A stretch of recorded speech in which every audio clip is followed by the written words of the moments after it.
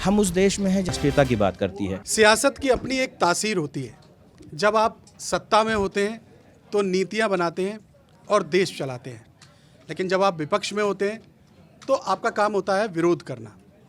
लेकिन साल 2014 के बाद जिस तरीके से देश चल रहा है उसको लेकर के जो पॉलिटिकल एनालिस्ट हैं, जो पॉलिटिकल साइंस के लोग हैं, उनको शोध करने के लिए बहुत सारी चीज़ें हैं और देश जिस तरीके से चल रहा है उसको लेकर के बहुत सारे सवाल जो विपक्ष के पास हैं और बहुत सारे जवाब ऐसे जिन्हें समझना चाहिए उन विद्यार्थियों को जो पॉलिटिकल साइंस पढ़ते हैं। देश में इस समय भी बहुत सारे ऐसे मुद्दे हैं जिन पर विपक्ष का विरोध है और इन्हीं सब चीज़ों को समझने के लिए आज हमारे साथ पॉलिटिकल एनालिस्ट हैं सौरभ त्रिपाठी जी। सौरभ जी, बहुत बहुत शुक्रिया आपका न्यूज़ इंडिया के साथ समय देने के लिए। धन्यवाद, आपका भी धन्यवाद। सौरभ जी, अभी जो लेटेस्ट मुद्दा है स्वामी अभिमुक्तेश्वरानंद, वो जिस तरीके से माघ मेले में जाकर के वो पूरा विवाद हुआ और पूरे देश की निगाह है उस पर, आप जब इस पूरे विवाद को देखते हैं तो आपका नज़रिया क्या है इस पर? देखिए, आदित्य जी, प्रयागराज में जो कुछ भी हुआ वो बहुत दुर्भाग्यपूर्ण है। मैं सोचता हूँ कि ऐसी कोई परिस्थिति नहीं उत्पन्न होनी चाहिए थी कि जहाँ पे संत और सत्ता में आपस में संघर्ष हो जाए। देखिए, माघ मेला एक अपने आप में बहुत बड़ा आयोजन है। पिछले वर्ष हमने महाकुंभ का आयोजन किया था और मौनी अमावस्या के दिन एक घटना, बहुत बड़ी दुर्घटना घट गई थी। उसके बाद हमारे पूज्य संतों ने उस दिन शाही स्नान को छोड़ दिया था, नहीं किया था। उसका कहा था हम बाद में स्नान कर लेंगे ताकि लोगों को दिक्कत ना हो और जो वहाँ की प्रशासन है उसको भी चीज़ों को मैनेज करने में आसानी हो जाए। ये जो भी घटना हुई वहाँ पे ऐसा कुछ नहीं था कि उनको, बस जो मेरे सुनने में आया कि उनको 50 मीटर की दूरी का फासला तय करने के लिए कहा गया था। मुझे लगता है, व्यक्तिगत मेरी राय है, देखिए, हम उस देश में हैं जहां शंकराचार्य ने पूरे भारत में पैदल यात्रा की और मठों की स्थापना की और इसीलिए शंकराचार्य पूज्य हैं क्योंकि वो सनातन संस्कृति जो कि उस समय, जिस समय शंकराचार्य ने सारी चीज़ें की थी, उसमें लुप्त होने की कगार पे आ गई थी। उन्होंने पूरे देश में भ्रमण करके वापस से हमारी सनातन संस्कृति का जन जागरण किया और उनको की पुनर्स्थापना की। तो अगर प्रशासन का निवेदन था, आग्रह था, तो उसको सुनने में कोई बुराई नहीं थी, कोई ईगो नहीं बनाना चाहिए था। देखिए, हम लोग संतों को देखते हैं शांत, संयम, उनके आचरण को फॉलो करते हैं। जब ऐसी स्थिति बनती है तो कहीं ना कहीं एक कष्ट भी होता है, जनता को भी होता है, प्रशासन को भी होता है और भाजपा जो पार्टी है वो तो हिंदुत्व को आगे लेके बढ़ती है। जब उसके साथ ऐसी, अगर भाजपा पे भी ऐसे आरोप लगाए तो इस देश में कौन दूसरी पार्टी है जो कि सनातन संस्कृति की रक्षा करने की बात करती है? अब उसमें जब स्वामी जी हमारे पिछले सीएम जो थे अखिलेश जी से बात करते हैं तो लगता है कि ये सारी चीज़ें राजनीति से प्रेरित है। ये वही स्वामी जी हैं 2015 पे जिनमें अखिलेश जी की गवर्नमेंट में लाठियाँ इनके ऊपर बरसी थी। मतलब इनके यहाँ पे तो चलिए, इनके जो शिष्य हैं उनकी बात हो रही है, वहाँ पे तो स्वयं आप देखेंगे, वीडियो देखेंगे। तो ऐसी परिस्थिति, ऐसी स्थिति से बचना चाहिए, खुद को भी बचाना चाहिए और किसी को भी धर्म संकट में नहीं डालना चाहिए। लेकिन सौरभ जी, एक बात ये भी है, इन तस्वीरों को भी लोगों ने देखा कि वहाँ जो बटुक थे उनके साथ खींचतान हुई। ये बहुत दुखद है, बहुत दुखद है, ये नहीं होना चाहिए था। तो जिस संत हैं, हाँ, स्वामी हैं और अभिमुक्तेश्वरानंद को पूरा देश जान रहा है जी, उनके नाम के साथ शंकराचार्य जुड़ा हुआ है, तो संतों के साथ इस तरीके का व्यवहार ये भी तो मान्य नहीं है। नहीं, मैंने पहले कहा ये स्थिति दुखद है और एक मामला है न्यायालय में, आपकी नॉलेज में होगा, अभी चल रहा है, ठीक है। वो सारी चीज़ें मैं उसको इससे नहीं लिंक करूंगा कि मैं किसी मान्यता पे नहीं जाऊंगा, लेकिन ये स्थिति थी, इसको बचाया जा सकता था और ऐसा नहीं होना चाहिए था। ना सत्ता की ओर से होना चाहिए था और ना संतों की तरफ से होना चाहिए था। अच्छा, आपको क्या लगता है कि इस मामले में जिस तरीके से सियासत हो रही है तो ये एक ऐसा विषय था जिसको संतों को आपस में बैठ करके निपटा लेना चाहिए? बिल्कुल। लेकिन क्या पॉलिटिकल पार्टियों ने इसको तूल दे करके स्वामी अभिमुक्तेश्वरानंद को एक तरीके से सियासी टूल के तौर पर इस्तेमाल करने की कोशिश की? क्या आपको ऐसा लगता है? देखिए, भाजपा एकमात्र ऐसी पार्टी है जो सबका साथ, सबका विकास, सबका विश्वास और सबका प्रयास की बात करती है। भाजपा एक ऐसी इकलौती पार्टी है जो राष्ट्रीय मुद्दों की बात करती है, राष्ट्रीयता की बात करती है, राष्ट्रीय विचारधारा की बात करती है, जाति की बात नहीं करती है, वो धर्म की बात भी नहीं करती है, वो राष्ट्रीयता की बात करती है। जो लोग भी इसको मुद्दा बना रहे हैं, राजनीतिकरण कर रहे हैं उसका, वो पीडीए की बात करते हैं। तो वो ये जानते हैं कि भाजपा का यूएसपी है राष्ट्रीय भावना, है ना, ये हिंदू संस्कृति, सनातन संस्कृति, वो इसको डंड पहुंचाने की कोशिश कर रहे हैं। और लेकिन पब्लिक बहुत समझदार है, पब्लिक सब समझती है। जब ये वीडियो सरफेस होगा तो 2015 का भी वीडियो सरफेस हो रहा है, इक्वली सरफेस हो रहा है जी। पब्लिक सब समझ रही है, इसका कोई फ़ायदा नहीं। एक मैं आपको उदाहरण और दूंगा, जब 2022 के इलेक्शन थे उस समय बहुत से मंत्रियों ने यूपी विधानसभा के इस्तीफ़ा दिया था, ये कह के कि दलितों के साथ इनकी पॉलिसी सही नहीं है, वंचितों के साथ सही नहीं कह के, लेकिन उसका कोई फ़र्क नहीं पड़ा था। पब्लिक अब सब समझने लगी, उनको भी समझ में आ गया कि 5 साल आपने मलाई खाई और जब चुनाव में जा रहे हैं तो डंड पहुंचाने के लिए इस तरह की राजनीति की जा रही है।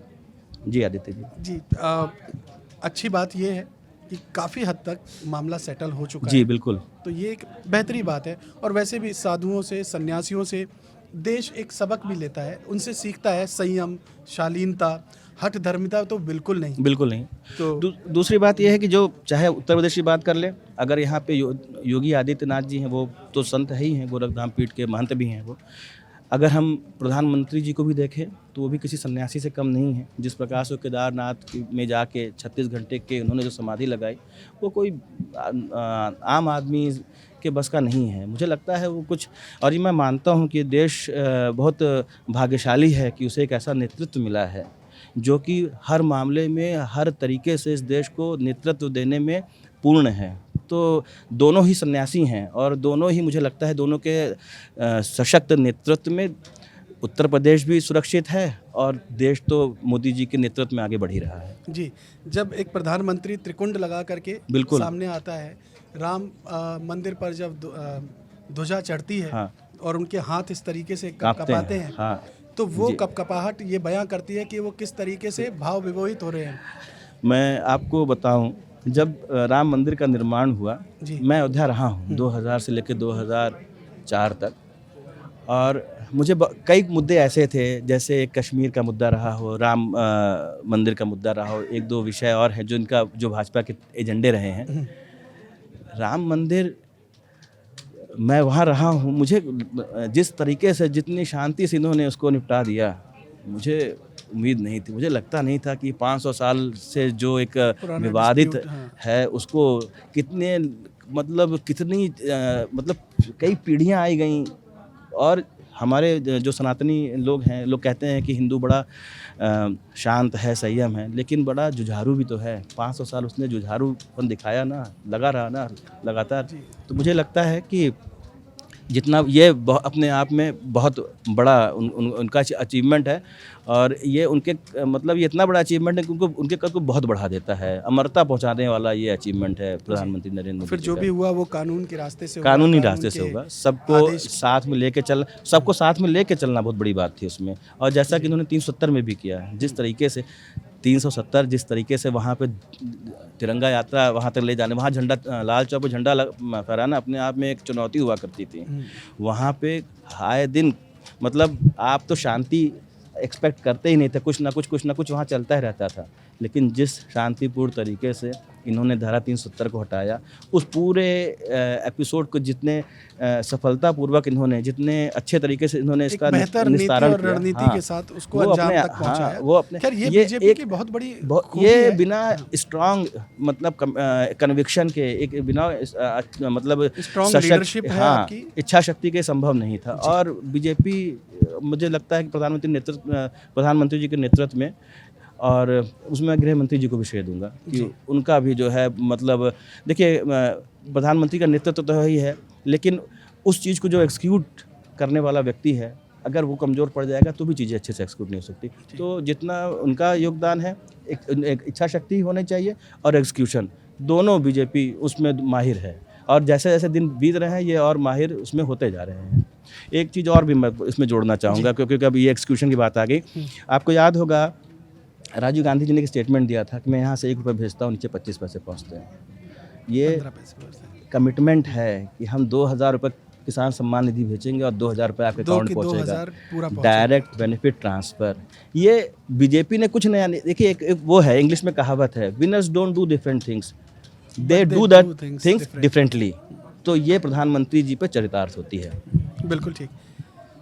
सौरभ तिवारी जी, आप भी त्रिपाठी जी, आप भी सामान्य वर्ग से आते हैं। जी। ये जब यूजीसी का मुद्दा उठा और जब पहली बार आपने इसको देखा तो आपके मन में पहला सवाल क्या आया? देखिए क्या है कि कोई भी, मुझे ऐसा लगा कि टारगेट किया जा रहा है सीधे सवर्ण को। मैं इसलिए नहीं कह रहा हूँ कि मैं खुद सवर्ण हूँ, मैं इसलिए कह रहा हूँ हमारे यहाँ तीन ही जाति, मतलब 3 ही वर्ग है ना, SC ST हो गया, OBC हो गया, सवर्ण हो गया। पहले सिर्फ SC ST था 2012 वाले नियम में, आपने OBC भी जोड़ दिया, तो सवर्ण से था क्या पाप हो गया कि उसको छोड़ दिया? क्यों सवर्ण पे टिप्पणी नहीं होती हैं? सुअर को जनेऊ पहनने वाला मामला नहीं हुआ है क्या? तो ये भी तो चीज़ें हैं। मेरा त्रिपाठी हूँ, मुझे बहुत से, मैं जब पढ़ाई कर रहा था तो मेरे बहुत से दोस्त पंडित कह के बुलाते थे, तो ये भी तो जाति सूचक हो गया। मैं पंडित हूँ क्या? मैं पूजा पाठ तो कराता नहीं हूँ। पंडित तो या तो बहुत विद्वान होता है तो पूजा पाठ कराता है, मैं दोनों कैटेगरी में नहीं आता कि ना अपने को बहुत विद्वान मानता हूँ, ना मैं पूजा पाठ कराता हूँ। तो मेरे ऊपर अगर कोई जाति सूचक टिप्पणी कर रहा है तो क्या वो इस दायरे में नहीं आना चाहिए? और जब देखिए दोस्ती यारी में इस तरह की टिप्पणी लोग करते हैं और वहाँ पे उनका भाव ये नहीं होता कि बेइज्जती कर रहे हैं। मेरे बहुत से दोस्त मुझे त्रिपाठी कह के ही बुलाते थे, लेकिन वो दुर्भावना समझ में आती है। हम लोग जब बीटेक करते थे तो कभी मालूम भी नहीं चलता था कि हम किसके साथ कौन नाम फर्स्ट नेम जान गए, कभी सेकंड नेम जाने ही नहीं। एक थाली में खाना खाते थे। कभी मैं हॉस्टल में आया, जब डाइनिंग रूम में गया तो कोई भी खाना खा रहा था, जब तक थाली लगती थी तब तक उसी में से 2-4, तो कभी ये देख के नहीं किया कि उसके नाम के आगे टाइटल क्या लगा।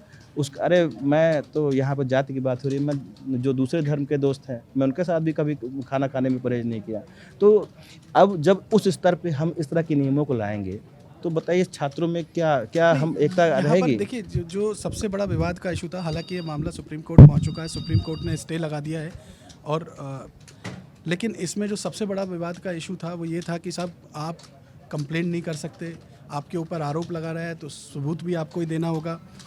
मैं ये कह रहा हूँ कि जो इक्विटी कमेटी की बात हुई, उस कमेटी के अंदर SC ST दिव्यांग और महिला को लाने की बात हुई। बाकी जो लोग हैं इसमें कहीं भी किसी जात का जिक्र नहीं हो रखा, तो वो किसी भी कास्ट से हो सकते हैं। हाँ बिल्कुल। तो आपको नहीं लगता कि थोड़ा संयम बरतने की ज़रूरत थी इस पर? इसको जल्दीबाजी में लिया गया निर्णय मुझे लगता है। और क्या होता है देखिए, उसमें जब कभी ऐसी घटनाएं होती हैं तो नहीं, जो सवर्ण जिस तरीके से इसका विरोध करने पर उतर आए, हाँ, थोड़ा सा इसको और समझ लेने की जरूरत थी।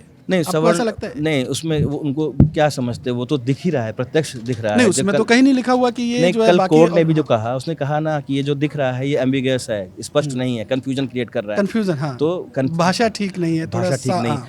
तो अब कन्फ्यूजन क्रिएट अगर है, मेरे कोई ऐसा कानून बन रहा है, मैं कंफ्यूज हूँ कि कहीं मेरे अगेंस्ट में नहीं हो जाएगा, तो मैं क्या करूँगा? विरोधी तो करूँगा।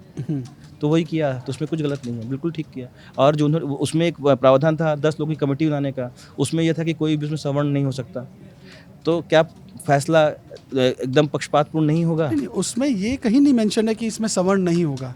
उसमें यह है कि 10 लोगों की कमेटी है और उसके अंदर जो है SC ST और OBC है, दिव्यांग है, हाँ, ये मेंबर हैं। बाकी के जो मेंबर बचते हैं, चाहे वो बाहर से सिविल सोसाइटी के 2 लोग लिए जाएं, ये क्लैरिटी कहीं नहीं, लेकिन ये कहीं नहीं लिखा हुआ कि इसमें सवर्ण नहीं होंगे, ये भी नहीं लिखा हुआ है। एक क्लैरिटी नहीं थी। अब देखिए 10 केस हुए, 10 में से मैं कहता हूँ कि 7 सही थे, मैं कहता हूँ 3 ही गलत थे। लेकिन जो 3 झूठे केसेस थे उनके अगेंस्ट में क्या आप एक्शन लेते, वो भी तो कहीं नहीं होना चाहिए, वो भी तो मेंशन होना चाहिए था। सब अगर किसी लड़के पे ये इल्ज़ाम मतलब एक लगा कि भाई इन्होंने ऐसा किया है, बाद में वो शिकायत झूठी पाई गई, तो क्या जिस बच्चे ने उनके ऊपर ये आरोप लगाया था, क्या उस पर भी उन्हीं धाराओं पे मुकदमा चलेगा जो कि सही पाए जाने पे इस सवर्ण पे चलता? तो ये सारी चीज़ें जब तक एक क्लैरिटी नहीं हो तब तक उसको, मतलब कोई भी ऐसा नियम नहीं होना चाहिए जो कि आपस में बंधुत्व की भावना को डिस्टर्ब कर दे, और ये पूरा का पूरा बंधुत्व की भावनाओं को डिस्टर्ब करने वाला था। हालांकि भारतीय न्याय संहिता में उसके अगेंस्ट भी धारा है कि जब आप किसी के ऊपर झूठा केस करते हो तो आप उसके खिलाफ केस कर सकते हो। बहरहाल मैं ये कह रहा हूँ कि सुप्रीम कोर्ट ने उस पर रोक लगा दी, लेकिन अब JNU में पता लगा विरोध हो रहा है, और अब विरोध करने वालों का विरोध JNU में हो रहा है। तो ये तो ऐसा, ये कैसी सियासत हो रही है? ये देश का एक ऐसा टॉपिक है ना जो कि दोनों तरफ से प्रॉब्लम है। इसको छेड़ो तो दिक्कत, नहीं छेड़ो तो दिक्कत। और इसमें इसको जैसा, क्योंकि देखिए मैं किसी कोई पार्टी नहीं लेके आया, ठीक है, वो पूरी कमेटी थी, उसमें सभी पार्टी के लोग थे। सुप्रीम कोर्ट का निर्णय था, सुप्रीम कोर्ट ने रोक लगाई है। और जब तक क्योंकि मामला अब न्यायालय में है, भाई प्रॉब्लम तो हमेशा रहेगी। कोई भी चीज़ ऐसी नहीं होती है जिसका मतलब हर कोई एग्री हो जाए। जब 2019 में जब SC/ST एक्ट ख़त्म कर दिया था सुप्रीम कोर्ट ने, तो बीजेपी ने कानून बना के उसको पास कराया कि उस पर ढिलाई ना हो। बीजेपी ही एक ऐसी पार्टी है जिसने इकोनॉमिक वीकर सेक्शन के लिए 10% का आरक्षण लाया। तो बीजेपी को मैंने पहले भी कहा कि सबका साथ सबका विकास की बात करती है। कहाँ पे ये चूक हो गई, कैसे मिस हो गया, क्या हो गया, अब वो सब आगे देखा जाएगा। लेकिन जब तक पूरा एक कोई सॉलिड कॉन्क्रीट निष्कर्ष नहीं निकलता है, तब तक कुछ भी कहना मुझे नहीं लगता कि ठीक है। ये बेहतर है कि कम से कम सुप्रीम कोर्ट ने इस पर रोक लगा दी। हाँ, सुप्रीम कोर्ट ने संज्ञान में लिया। पूरा विवाद चल रहा था, जिस तरीके से सड़कों पर लोग उतरे हुए थे, ये बहुत उस पर बहुत समय मिला, अनरेस्ट हो जाता नेसेसरी का। जी, SIR एक बहुत बड़ा मुद्दा है। बिल्कुल है। SIR को लेकर के योगी आदित्यनाथ ने कहा कि 4 करोड़ नाम जो हैं वो इसमें कटते हुए दिख रहे हैं। हाँ। तो आप जब उत्तर प्रदेश की राजनीति को देखते हैं, योगी आदित्यनाथ की फिक्र देखते हैं, और जब योगी आदित्यनाथ संगठन को, अपने नेताओं को, सबको ये आदेश देते हैं कि आप ज़मीन पे उतरें, देखें कि हमारे जो लोग हैं उनके सबके नाम आ रहे हैं या नहीं आ रहे, तो ये फिक्र किस बात की है, डर किस बात का है? शुरू में ये 4 करोड़ की संख्या थी, बाद में 2 करोड़ 80 लाख पे आ गई थी। जब 12 दिसंबर के बाद उन्होंने फिर से कहा, देखिए मुख्यमंत्री जो होता है वो सबका होता है, पूरा प्रदेश उसका होता है। ये बात अलग है कि पार्टी के लोग कहते हैं कि वो उस पार्टी का मुख्यमंत्री है, लेकिन उसकी चिंता सभी के लिए बराबर से होनी चाहिए। और मैं उनकी अप्रोच थी इस चीज़ को लेके कि ये जो वोटर्स मिसिंग हैं, ये मेरे अपने वोटर्स हैं। तो भाई प्रदेश का प्रत्येक नागरिक उनके ही तो अंडर में है, उनके ही तो सुपरविज़न में है, उनके ही तो नेतृत्व में है, तो उनकी चिंता स्वाभाविक है, होनी भी चाहिए। और ये जो अप्रोच है कि ये अपने वोटर्स हैं, इस तरह का मैसेज वहाँ पे सिर्फ बीजेपी के लोग थे, वहाँ पे दूसरी पार्टी के लोग नहीं थे। देखिए, अगर मैं आपसे कहूँगा ना कि भाई सिर्फ सारे के सारे अपने हैं, तो आप ज़्यादा चिंता करेंगे।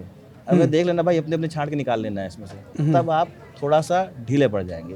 तो उनकी जो अप्रोच थी वो इस पर कोई ढिलाई ना हो, कार्यकर्ता है उसको पूरे तन्मयता के साथ इस काम को पूरा करे, उनका ये आशय रहा होगा। और मुझे लगता है कि उनकी अप्रोच बहुत अच्छी थी। जब मैंने पहली बार उस बयान को सुना तो मुझे तो द कश्मीर फाइल का एक डायलॉग याद आया, जिसमें वो कहा गया कि सत्ता भले ही आपकी है लेकिन इकोसिस्टम हमारा है।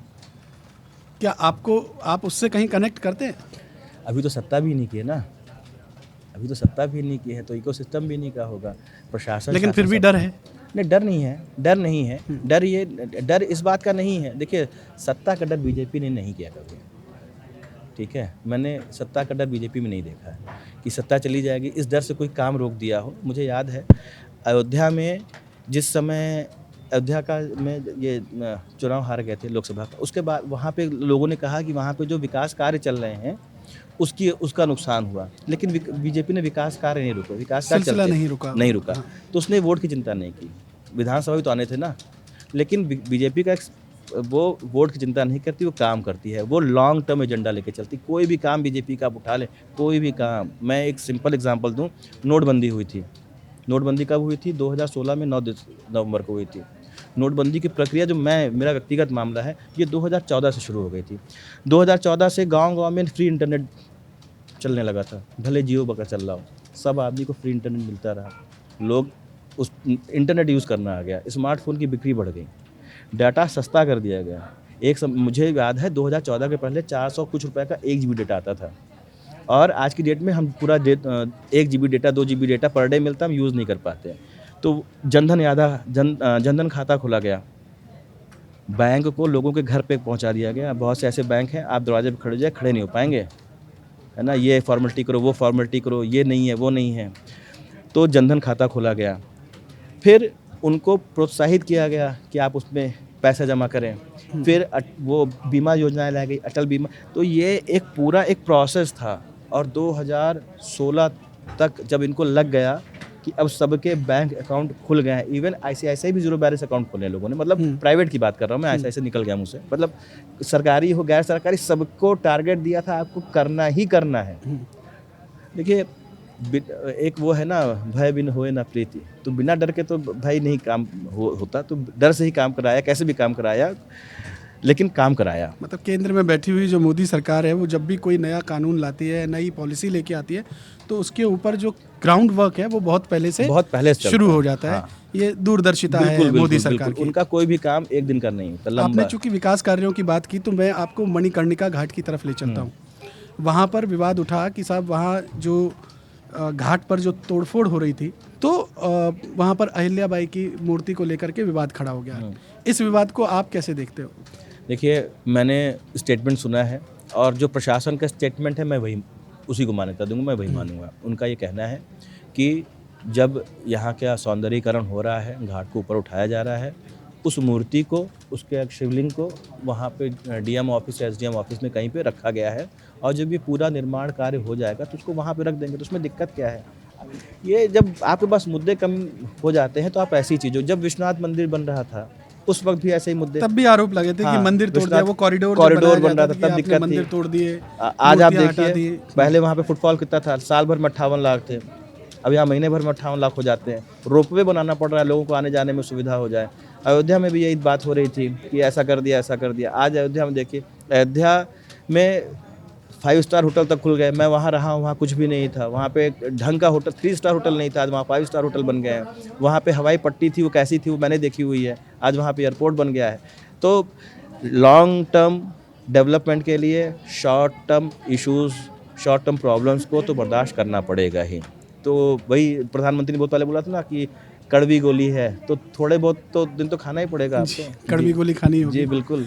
सौरभ त्रिपाठी जी, आप युवा हैं जी, और बीजेपी जिस तरीके से युवाओं को तरजीह देती है, आपने देखा नितिन नवीन को उन्होंने संगठन की जिम्मेदारी दी, राष्ट्रीय अध्यक्ष बन गए।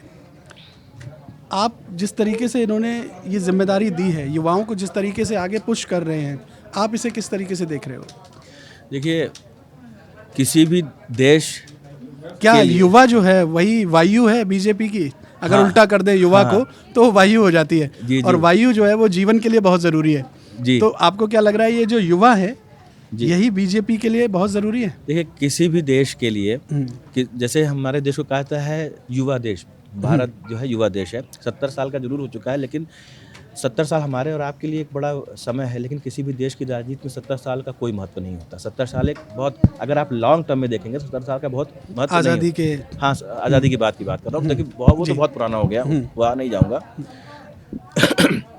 हमारे साथ सबसे अच्छी बात यह है कि हमारी जो है आधी से ज़्यादा आबादी आज की डेट में भी युवा है।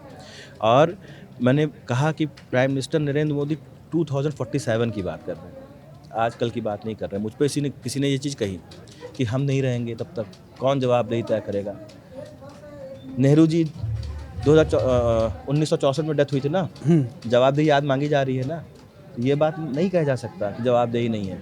प्रधानमंत्री नरेंद्र मोदी का जो हम लोग जब उनकी बात करते हैं, जब उनके नेतृत्व की बात करते हैं, तो जवाबदेही तय करने की बात करते हैं। वो एक लॉन्ग टर्म विजन सोच के चलते हैं, वो एक ऐसा विजन सोच के चल रहा है। भाई देखिए जो आज 75 साल के हैं, 20 साल बाद या तो 94 के हो जाएंगे, बहुत सक्रिय नहीं रह जाएंगे, या हो सकता है हमें से बहुत लोग नहीं, मतलब जो भी हैं जैसा भी हो।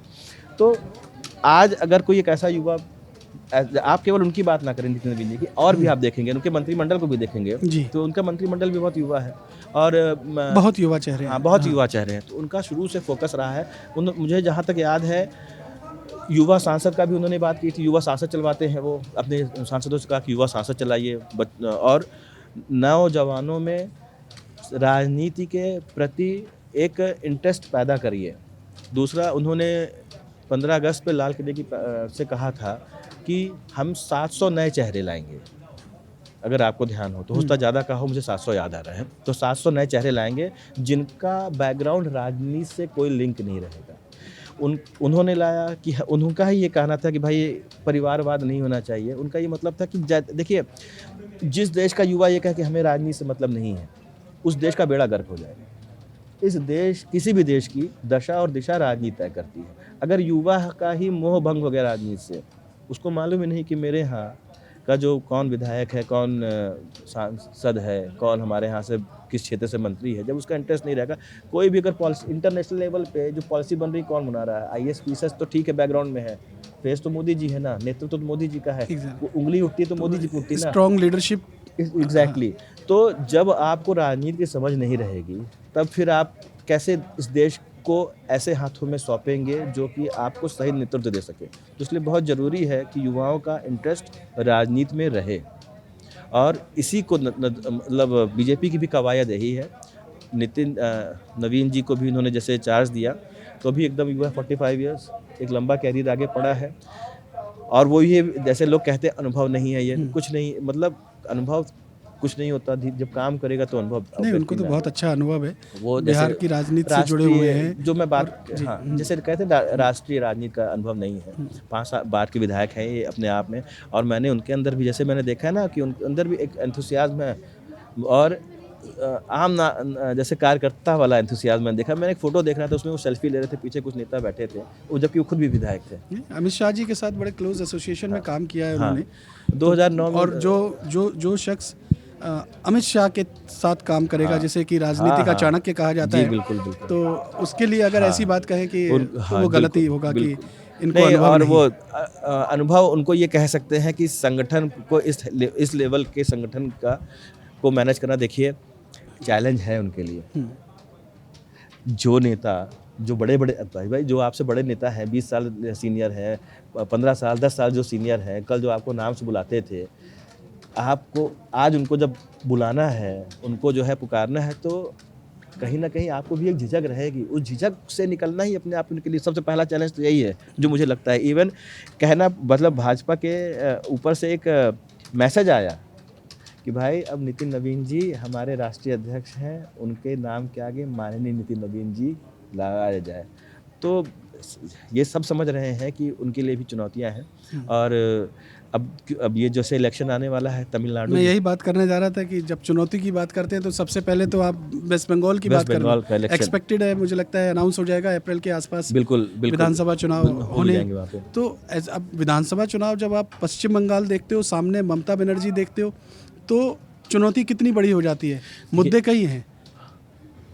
कई हैं, आप घुसपैठिया ले लो, आईपैक का मामला पड़ा हुआ है, लेकिन ममता को उस गढ़ में हिलाना, आपको क्या लगता है कि नितिन नवीन जी के लिए कितना, या बीजेपी के लिए कितनी बड़ी चुनौती होगी आज की तारीख? मुझे लगता है कि बीजेपी सरकार बना लेगी तो आश्चर्य नहीं होना चाहिए।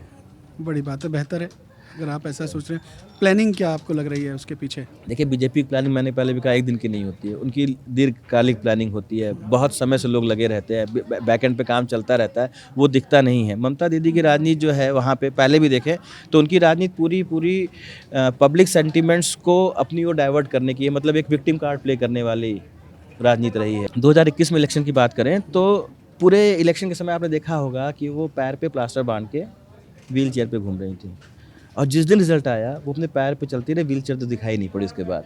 तो वो सिर्फ एक लोगों की सहानुभूति लेने के लिए, देखिए हमारा देश जो है ना, सहानुभूति या सेंटिमेंट ड्रिवन देश है। जब इसके इमरजेंसी के बाद इंदिरा गांधी जी को जेल जाना पड़ा था, 6:30 बजे पुलिस उनके दरवाजे पे आ गई थी अरेस्ट करने के लिए। वो 8:30 बजे तक अरेस्टिंग नहीं दी, और जिद पे अड़ गई कि मुझे हथकड़ी पहना कर ही ले जा रहा हूँ। जिस देश ने इमरजेंसी का दंश झेला था, जब उस देश ने उसी प्रधानमंत्री को हथकड़ी में देखा तो उसका मन पसीज गया, कह रहे यार हमारे प्रधानमंत्री को जो है हथकड़ी लगा के ले जा रहे हैं। तो ममता दीदी भी बहुत इमोशंस के साथ कैसे प्ले करना है, खेला होबे जो कहती हैं, वो उन्होंने ठीक से खेला। तो वही है। लेकिन मैंने कहा ना, पब्लिक भी जागरूक हो रही है, और अगर आप इनके वोट का भी वो भी देखें, वोट शेयर भी देखें। 2024 की बात कर रहा था मैं, 2024 में 12 सीट पे आ गई, कम हो गई, वोट शेयर पे बहुत फर्क पड़ा नहीं है। तो मुझे लगता है कि जब 3 सीट से 74 सीट बढ़े, अगर हम इसको परसेंटेज में देखें तो ये 200% के ऊपर हो गया, मतलब हाँ लगभग 200-250% हो गया। तो अगर 250% तब तो कितना रह गया, थोड़ा सही रह गया अब तो उम्मीद है कि इस उम्मीद बार, है हाँ, कि बीजेपी हाँ, और लौटेगी। बहुत अच्छा चुनाव लड़ेगी। अब देखिए ममता दीदी भी कोई बहुत मतलब एक मात्र ऐसी ही वही एक लेडी है जिसने कहीं ना कहीं मोदी जी को टक्कर दी है। दी है। अदरवाइज़ कोई टिक नहीं पाया मोदी जी के ऑरा के आगे सामने। और लेकिन बैकएंड पे बहुत सी चलती थी, जैसे SIR वाला जो मुद्दा है, इसमें जो बहुत से घुसपैठिए वगैरह जब बाहर हो जाएंगे। मैं आपको एक बात बताता हूँ, पता नहीं आपकी नॉलेज में है कि नहीं, तमिलनाडु में सबसे ज़्यादा घुसपैठियों का असर है। वहाँ पे एक लवली खातून नाम की महिला थी, वो घुसपैठिया थी, बांग्लादेशी थी, वो ग्राम पंचायत को चुनाव जीत गई थी और कोर्ट के हस्तक्षेप के बाद उसको हटाया गया। तो ये जो SIR की प्रक्रिया है, इसको लोग ये कहते हैं केवल घुसपैठिया आप मत देखिए। देखिए 2 लोग हैं, मैं देश का हूँ और सामने वाला घुसपैठिया है। अगर उसको योजना का लाभ मिल रहा है तो किसी ना किसी देशवासी का का लाभ हटा रहा है ना, तो वो सारी चीज़ें मतलब वो सारी चीज़ें हैं जो कि SIR के अंतर्गत हो जाएंगी। SIR का एक बहुत बड़ा रीज़न ये भी था कि देखिए एक आपको छोटा सा किस्सा सुनाता हूँ। एक बार अभी ये जो 2024 का इलेक्शन था, एक व्यक्ति आया और उसने पूछा कि देखो भैया, ये हमारी पत्नी वोट दे के चली गई क्या? तो उसने देखा, कहाँ भैया चली गई? क्या कब आई थी? क्या भैया हो गया 2 घंटा हो गया। तो व्यक्ति रोने लगा। पूछा क्या हो गया भाई? क्या पता नहीं भैया, 2006 में मर गई थी, हर साल आती हैं वोट डाल के जाती हैं, घर नहीं आती भैया, हम सोचे थे घर ले जाएंगे। तो हमारा जो सिस्टम था उसमें नाम जोड़ने का तो सिस्टम है, नाम हटाने का सिस्टम नहीं था। तो SIR एक वृहद बहुत प्रक्रिया ज़रूरी है प्रक्रिया है और होनी और चाहिए, लोग हो रही है। स्वस्थ लोकतंत्र के लिए आप देखिए बहुत ज़रूरी इसके जब SIR होने के बाद वोटिंग परसेंटेज कितना बढ़ गया बिहार में। Exactly. पता चला कि वो जो आदमी है ही नहीं, उसका नाम पड़ा हुआ है, तो वोटिंग परसेंटेज को तो कहीं ना कहीं इफेक्ट करेगा ही ना। तो वो सारी चीज़ों के लिए SIR, और ये लगातार चलने वाली प्रक्रिया है, होती रहनी चाहिए समय समय पर। चलिए, आप वेस्ट बंगाल की बात करते करते आपने तमिलनाडु का एग्जाम्पल दे दिया, तो मैं भी तमिलनाडु की तरफ हाँ चल देता हूँ। विधानसभा इलेक्शन वहाँ भी है जी और बीजेपी जो है वो नॉर्थ इंडिया के साथ साथ अब साउथ की तरफ जा रही है। जी केरला में मेयर बना दिया, तो एक तरीके से दस्तक तो हो गई और हाँ। जो कार्यकर्ता हैं उनका मनोबल भी बहुत मजबूत है। आपको क्या लगता है कि तमिलनाडु का जो इलेक्शन होगा वो बीजेपी के लिए कितनी बड़ी चुनौती है? देखिए तमिलनाडु के इलेक्शन बीजेपी के लिए चुनौती। मोदी, मैं फिर आपको वहीं ले जाऊंगा, चूंकि आपने एक बात कही थी कि बीजेपी की खासियत ये है कि बीजेपी जो काम करती है उसके लिए बहुत पहले से तैयारी करे। बिल्कुल। तो क्या आप इसकी कोई तैयारी बता सकते हैं जो बहुत पहले से बीजेपी ने कर दी हो शुरू? देखिए तमिलनाडु अपने आप में टफ नट टू क्रैक है बीजेपी के लिए। जहाँ तक मैंने पहले भी कहा, आपने भी वो कहा कि नया सदन बना, संसद भवन बना, उसमें सेंगोल आया राजदंड, ये वहीं दक्षिण से आया, तमिलनाडु से।